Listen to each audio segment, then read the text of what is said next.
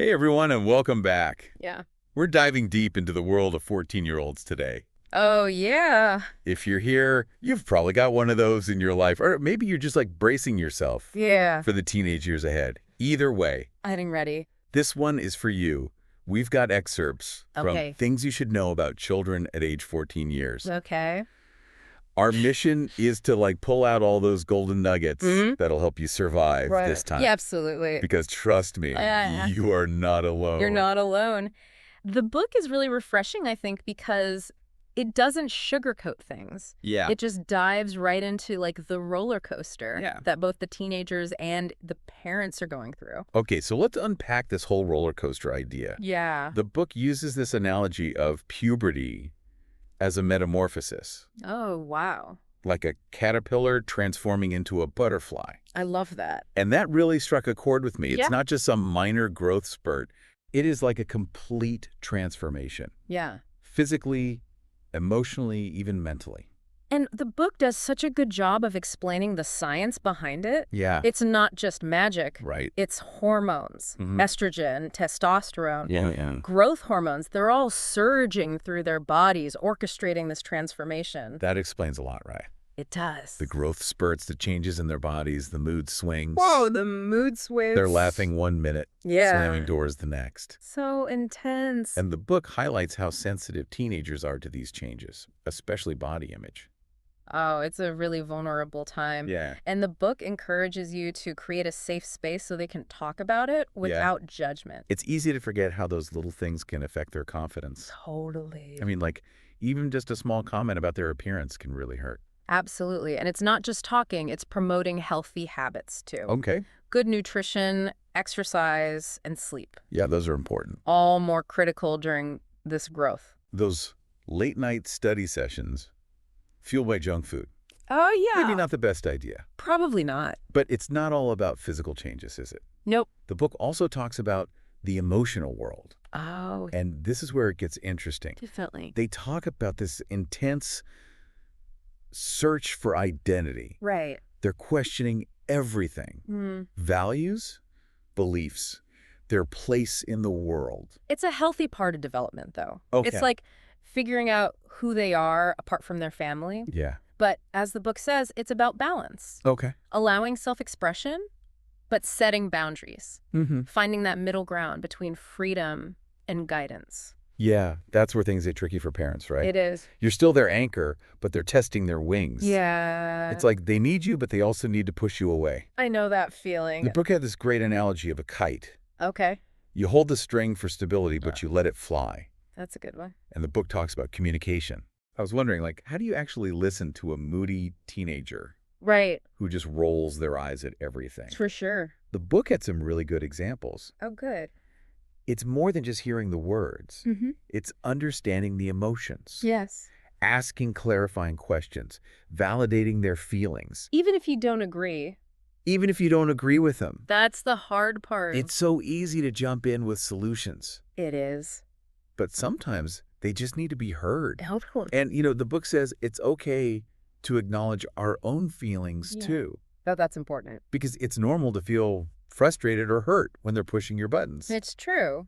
But how we react to that can really affect their self-esteem Yeah. and their ability to regulate their own The emotions. girl comes back around. Deep breaths, everyone. Oh. This is a marathon, not a sprint. Right. But speaking of navigating tricky terrain, Yeah. let's talk about their social world. Okay. Because things get complicated when you add friends and peer pressure. Yeah, for sure. What stood out to you about the friendships? Well, the book really shows how important friendships are at this age. Yeah. Often even more so than family. Wow. It's like their social circle becomes their main source of support and validation. That's both exciting and scary, It is. especially when you think about negative influences.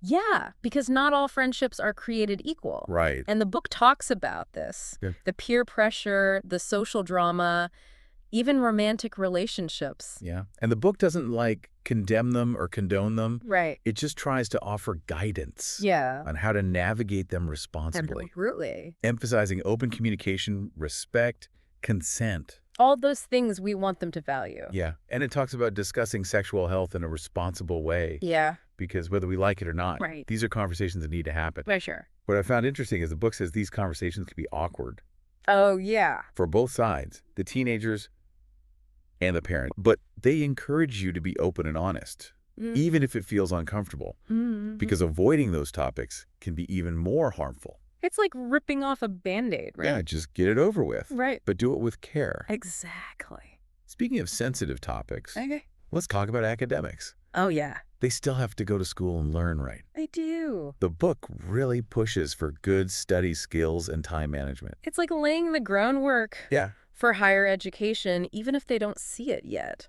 The book goes into some detail about specific techniques. It does. Remember that note-taking method we were talking The about? Cornell method? Yeah. Where you divide your notes into sections That's a good one. for key concepts and stuff. It helps with review later on. That's cool. It is. They also talk about mind mapping, Oh, yeah. a more visual way of doing it. Yeah. It's all about finding the strategy that works for your kid. Because what works for one Right. might not work for another. But even with the best techniques, motivation can be a challenge. Oh, for sure. The book really stresses self-discipline and responsibility, Yeah. encouraging them to own their learning, make their own study schedule. Basically becoming independent learners. So we've got the physical changes, Mm-hmm. the emotional roller coaster, Mm-hmm. the social scene, the academics. Yep. But there's one more piece, Okay. the digital world. Oh, right. Because let's be real, Yeah. most 14-year-olds are glued to their devices. Very much. It's like technology is part of them now. Definitely. The book has a whole section on this. It does. I think it's super important. Me too. You know, it's not about demonizing technology. No. It's about digital literacy and using it responsibly Right. because it can be powerful. Yeah. But they need to learn about online safety, Mm. cyberbullying, building a positive online identity. It's so much to learn. It's amazing how much the digital landscape has changed even in the last few years. It really is. It can feel overwhelming for parents. For sure. But the book gives some good advice. Okay. Setting boundaries for screen time, Mm-hmm. using parental controls, Mm. talking about online safety. That open communication again. It all Yeah. comes back to that.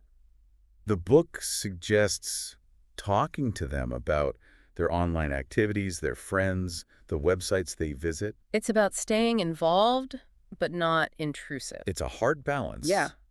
But the book reminds us that they still need guidance, even in the digital world. Especially in the digital world. And that's where we'll pick up in part 2 of our deep dive into things you should know about children at age 14 years.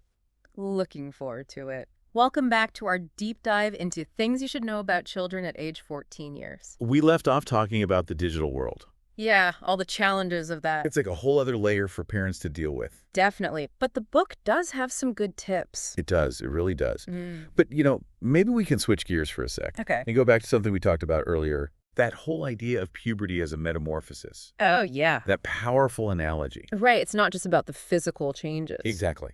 And it's easy to get caught up in those outward things. The growth spurts, the body changes. For sure. But the book digs into the emotional impact, too. Yeah. It's like their bodies and their emotions are in overdrive. The book actually says mood swings and irritability are really common at this age. Oh. Even anxiety and depression sometimes. Wow. But, you know, it's important to remember that a lot of this is driven by hormones. Yeah. Their brains are literally rewiring themselves. So basically, cut them some slack, Yeah. right? Pretty much. I remember being 14. Oh, yeah. It was like my emotions were on a roller coaster. I get it. One minute I'd be happy, the next I'd be crying over spilt milk. And while it's important to acknowledge those feelings, Yeah. the book also talks about helping them develop coping skills Well, that's a good to point. manage those big emotions. So what kind of advice does it give? Because I think a lot of parents just feel lost when their kid is having a meltdown. Well, it starts with patience Okay. and empathy. Right. Responding with understanding instead of anger can make a huge difference. It's about creating that safe space Yeah. where they can express themselves without judgment. Because sometimes it's not about finding the solution. Right. It's just about letting them vent Letting them be heard. and knowing that someone gets it. The book also talks about boundaries and expectations, though. Yes. Because even though they want independence, they still need structure. They do. It's that balance again, right? Exactly. Like with the kite. Giving them space, but also being there. It's not just the parents going through this. Right. The book talks about how important friendships are for 14-year-olds. Oh, absolutely. The friendships become crucial. And the book doesn't shy away from the hard parts. Note? The peer pressure, the drama, even romantic relationships. It can be a lot for parents to handle. I know. Remember your first crush? Oh, yeah. All that awkwardness and intensity? It's a lot. Now imagine trying to guide your kid through that. I know, and the book has some good advice for that, too. Like what? Open communication again. Okay. Talking to them about their friends, their experiences. Even their crushes. Even the crushes. Because even if they act like they don't want to talk to you, Right. they still need you. They do. It's about being that sounding board for them. Yeah. So they can process all these new emotions. And the book talks about giving them the tools to navigate those relationships responsibly. Okay. Setting boundaries, recognizing red flags. Yeah. Because not all relationships are healthy. Unfortunately not. It's so important to teach them how to spot those warning signs. The book also talks about sex education during this time. Which can be a really tough topic for parents. It can be. And the book gets that. Yeah, it acknowledges it's awkward. For both sides. But avoiding it can be even more harmful. It's about giving them the knowledge to make good choices. Right. But, let's change gears again. Okay. Talk about academics. Oh, yeah. Got to keep up with school. The book really emphasizes how important academic success is at this age. It's true. It talks about study habits, time management. Even thinking about future careers. Like they're laying the foundation even if they don't realize it. And remember those study techniques we discussed? Oh yeah, like the Cornell method and mind mapping. The book encourages them to find what works best for them. Because every kid is different. Exactly. What works for one might not work for another. It's about finding their style and helping them develop that discipline. To become independent learners. Because ultimately, it's their education, their future. We can guide them. But they have to be the ones driving. Speaking of driving. Oh, yeah. The book talks about that, too. Getting a driver's license. I had a big one. Talk about freedom and independence. And anxiety for parents. I bet. But the book gives advice for that, too. Like what? Setting expectations for safe driving. Okay. Talking about the consequences of reckless behavior. Because teenagers are still developing those impulse control skills. And driving requires a lot of responsibility. With all these challenges and milestones, I can't help but think about the bigger picture. Yeah. How do families stay connected when teenagers are so focused on their friends and independence? That's a great question. And it's something the book talks about. It does. It says that even though pair relationships are important, family still plays a big role. Absolutely. It's about finding that balance. Right, between giving them space and staying close. So how do families do that? Well, that's a great question for part 3 of our deep dive. Welcome back to the final part of our deep dive into things you should know about children at age 14 years. It's been quite a journey. It has. We've talked about puberty, the emotional ups and downs. Oh, all those emotions. The social scene. Yeah, the pressure of school. All the digital stuff.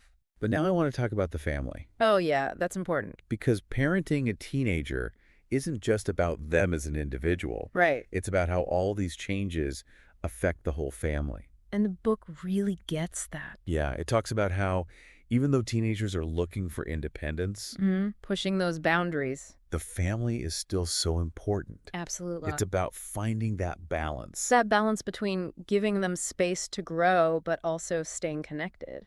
It's like they're trying to figure out where they belong. Yeah. Both in the family and in the world. It's a big task. And the book talks about how, at this age, they might start to challenge family rules. Oh, yeah. Testing boundaries, being more independent. It's normal, but it can be tough for parents. Because we're used to having more control. Right. But the book says to try and see it from their perspective. To have empathy. Because this behavior is normal. It's part of growing up. It's not a personal attack. Even though it can feel like that sometimes. I remember doing the same thing to my parents. Oh, yeah, we all did. It's like they're trying to figure out who they are. Right. Separate from their family. And that means pushing against us sometimes. Even though we're the ones who love them most. The book suggests talking to them. Yeah. Having those hard conversations. But with respect. Even when you don't agree. Which can be hard. Oh, yeah. Teenagers are stubborn. It can feel like talking to a brick wall. But they are listening. Even if they don't show it. Deep down, they still need us. They need our guidance and support. It's about being that steady presence for them. No matter what's going on. You know, one thing I liked is that the book talks about involving teenagers in family decisions. Oh, that's a good point. Not giving them too much responsibility, Right. but making them feel like their opinions matter. Like they have a voice. It could be small things. Like what to have for dinner. Or planning a vacation. It helps them feel connected. The book also talks about quality time together. Oh, yeah. Family dinners, game nights, just hanging out. It's about making those connections. Because at the end of the day, family is the one constant.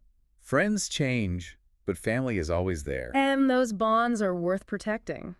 The book reminds us that even though this time can be hard, Yeah. it's also really rewarding. It's a time of growth. For everyone. It's like watching a butterfly emerge from its cocoon. It's beautiful, but messy. But the end result is amazing. So to all the parents out there, Hang in there. you've got this. And remember, this book, Things You Should Know About Children at Age 14 Years, is a great resource. It's full of helpful advice And even some humor. to make you laugh along the way. Because every teenager is different. And every family is unique. What works for one might not work for another. But the key is to stay open To stay connected. and stay curious. Parenting isn't about having all the answers. It's about being there for them. Through thick and thin.